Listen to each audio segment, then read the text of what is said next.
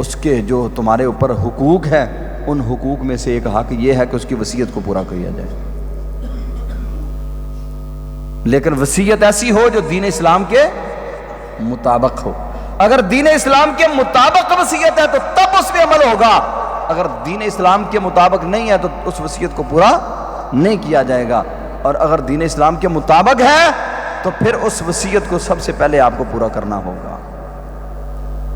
آپ دیکھتے ہیں کئی لوگ فوت ہو جاتے ہیں، قرض چڑھا ہوا ہے، اولاد کہتی ہے ہمارے پاس جس ابے نو دیتا جے قرضہ وہ کو جا کے لے لو۔ ایسے بھی لوگ ہیں، کہتے جاؤ ابو جی سے لے لو، وہ قبر میں پڑے ہوئے ہیں۔ ابو جی ساری زندگی جھوٹ بولتے رہے، ساری زندگی فراڈیاں لگاتے رہے، ساری زندگی اولاد کے لیے پتہ نہیں کیا کیا پاپڑ بیلتے رہے۔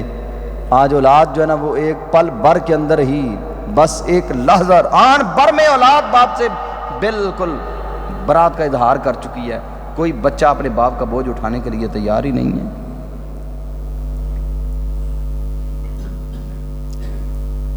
صحیح البخاری کتاب الجنائز کے اندر ایک واقعہ آتا ہے،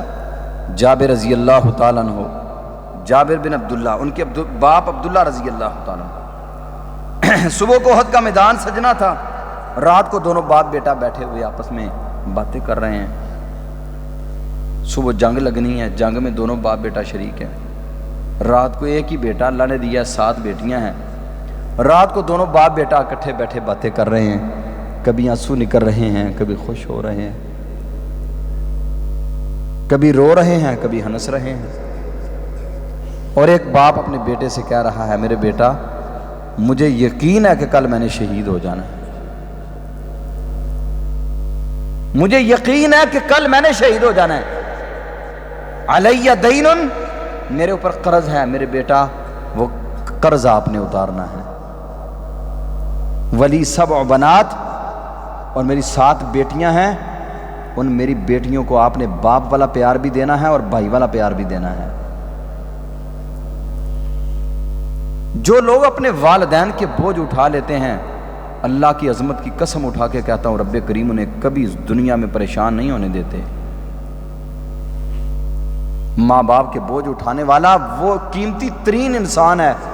جس کی دنیا میں بھی عزت ہوتی ہے اور قیامت کے دن اللہ بھی اس کی عزت کرے گا۔ اور جو لوگ اپنے ماں باپ کو چھوڑ کے سائڈ پہ ہو جاتے ہیں، ماں باپ سے بے رخی اختیار کر جاتے ہیں،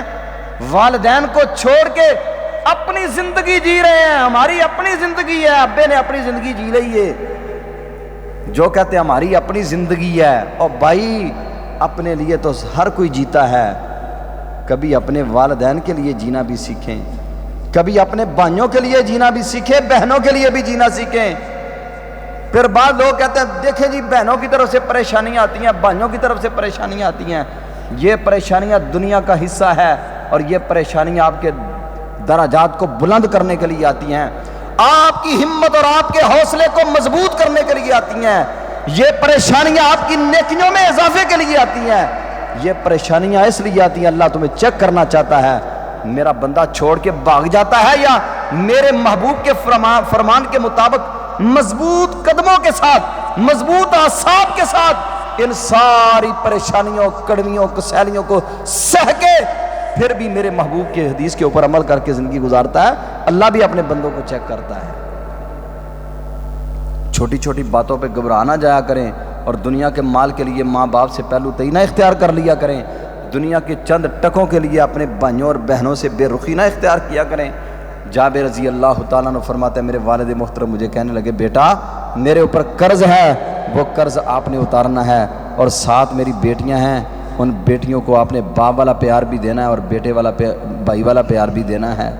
حضرت جابر رضی اللہ تعالیٰ عنہ فرماتے ہیں اب جب ایک باپ اپنے بیٹے سے ایسی باتیں کر رہا ہو اس وقت کیا کیفیت ہوتی ہے والد کی اور بیٹے کی۔ حضرت جابر رضی اللہ عنہ فرماتے ہیں واقعتاً ایسے ہی پھر ہوا، صبح جب احد کا میدان سجا اور میرے والد محترم احد کے میدان میں شہید ہو گئے، اور نبی مکرم صلی اللہ علیہ وسلم میرے آنکھوں سے آنسو بہہ رہے تھے، ابھی عمر تھوڑی تھی 14-15 سال عمر تھی۔ کہتے ہیں نبی کریم صلی اللہ علیہ وسلم میرے پاس آئے، آپ نے مجھے دلیری دی، دلاسا دیا، حوصلہ دیا، ہمت دی، ساتھ دعا پڑھی میرے لیے، آپ نے دعا فرمائی۔ حضرت جابر رضی اللہ عنہ فرماتے ہیں اللہ کے نبی علیہ الصلوۃ والسلام نے مجھے فرمایا جابر رو نہ، تیرے باپ سے جو رب نے سلوک کیا ہے کائنات کے اندر کسی انسان کے ساتھ رب نے ایسا سلوک نہیں کیا۔ کہا اللہ کے رسول کیا سلوک ہوا ہے میرے باپ کے ساتھ؟ فرمایا تیرے باپ کے ساتھ رب نے کلام کیا اور لیس بینہ و بینہ حجاب، اللہ اور تیرے باپ کے درمیان کوئی حجاب نہ تھا، اللہ نے تیرے باپ سے گفتگو کی ہے۔ اور تیرے باپ سے اللہ نے پوچھا میرے بندے مجھے بتلا تجھے کیا چاہیے، تو تیرے باپ نے کہا اللہ ایک مرتبہ مجھے دنیا میں پھر بھیج۔ جابر رضی اللہ عنہ فرماتے ہیں باپ دنیا سے چلا گیا، احد کا میدان ختم ہوا، گھر آیا، قرضہ لینے والے آگے، کوئی ادھر سے آ رہا ہے کوئی ادھر سے آ رہا ہے، جن جن کے مقروض تھے ان کو جب قرضے لینے والے دروازے پہ آتے ہیں تو پھر بندے کو پھر پتہ چلتا ہے قرضے کی کیا صورتحال۔ میرے محبوب کی زندگی کی کوئی نماز ایسی نہیں جس نماز میں آپ نے یہ دعا نہ کی ہو، اے اللہ مجھے قرض سے محفوظ فرما، اللہم انی اعوذ بک من الدین، اے اللہ قرض سے میں تیری پناہ میں آتا ہوں۔ اما عائشہ فرماتی ہیں اللہ کے رسول آپ اتنی قرض سے کیوں اللہ کی پناہ میں آتے ہیں؟ آپ نے فرمایا عائشہ جب بندے کے اوپر قرض چڑھا ہوا ہوتا ہے اس وقت بندے کی کیفیت یہ ہوتی ہے کہ بندہ جھوٹ بھی بولتا ہے، بندہ چھپتا بھی ہے، بندہ آگے پیچھے بھی ہوتا ہے، پھر نہ چاہتے ہوئے بھی بندے سے جھوٹ نکل جاتا ہے۔ جابر رضی اللہ تعالیٰ عنہ کہتے ہیں لوگ آگے قرضے لینے والے، میں نے ان کو کہا یار سب قرضے لینے والوں کو کھجوریں پکنے کا مجھے تھوڑا سا ٹائم دو، کھجوریں پک جائیں گی میں آپ کو اپنے باپ کا قرض ادا کر دوں گا۔ کہتا ہے لوگ جنہوں نے لینے ہوتے ہیں ان کو فکر ہوتی ہے، پریشان ہوتے ہیں، پیو دنیا تو ٹر گیا، منڈا چوٹا جائے، پتہ نہیں قرضے دوے کہ نہ دوے، پتہ نہیں ہمارے پیسوں کا کیا بنے گا، کیونکہ پیسے تو ہمیں زیادہ عزیز ہیں نا بندوں سے بھی، پیسے ہمیں بندوں سے بھی زیادہ عزیز ہیں، صحت سے بھی زیادہ عزیز ہیں۔ جابر رضی اللہ عنہ فرماتے ہیں میں اللہ کے نبی علیہ الصلوۃ والسلام کے پاس گیا، میں نے کہا محبوب چھوٹی سی عمر ہے لیکن عقل فہم بصیرت کتنی اللہ نے عطا کی۔ کہتا ہے میں اللہ کے نبی علیہ السلام کے پاس گیا، یا رسول اللہ صلی اللہ علیہ وسلم میرے باپ نے قرض دینے تھے لوگوں کے، ان لوگوں کو کہیں کھجوریں پکنے کا انتظار کریں، کھجوریں پکیں گی، ایک کھجور بھی اپنے لیے اپنے گھر لے کے نہیں جاؤں گا، اپنی بہنوں کے لیے بھی کچھ نہیں لے کے جاؤں گا، اور اپنے باپ کے سارے قرض اتار دوں گا، لیکن مجھے کھجوریں پکنے کا انتظار کرنے دیں، ان لوگوں کو کہہ دیں۔ آپ نے سب کو بلا کے آپ نے تسلی دی، دلیری دی، بھائی جابر آپ کے قرضے اتارے گا لیکن آپ نے اتنا ٹائم ویٹ کرنا، انتظار کرنا ہے۔ ٹائم ہوا، کھجوریں پک گئی، تیار ہوئیں۔ جابر رضی اللہ عنہ فرماتے ہیں میں نے 2 ڈھیر لگا لیے، اور 2 ڈھیر لگانے کے بعد یہ نہیں کہا آؤ بھائی قرضے لینے والوں آجو آ کے اپنے قرضے لے جاؤ، نہیں، کہتے ہیں میں پھر اللہ کے نبی علیہ الصلوۃ والسلام کے پاس حاضر ہوا۔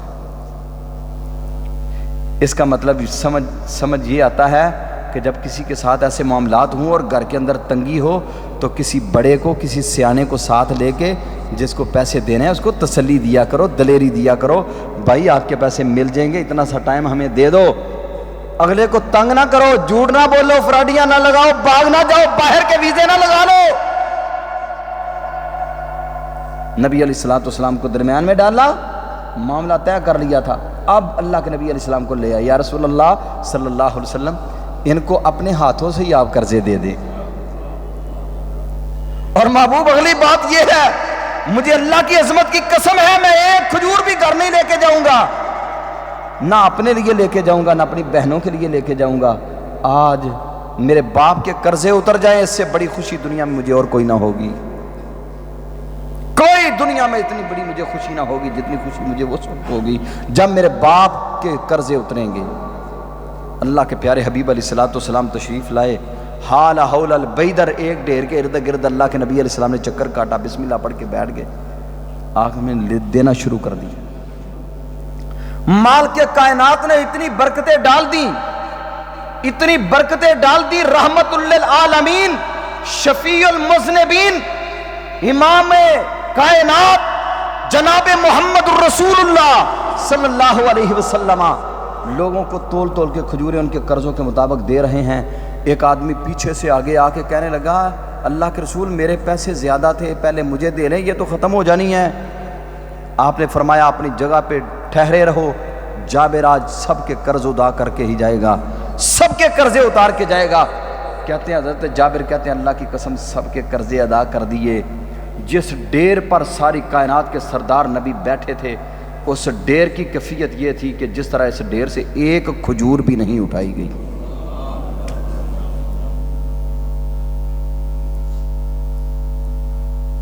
یہ واقعہ اس وصیت کے درمیان سنانے کا مقصد یہ ہے، پیغام ہے میرا ان نوجوانوں کو،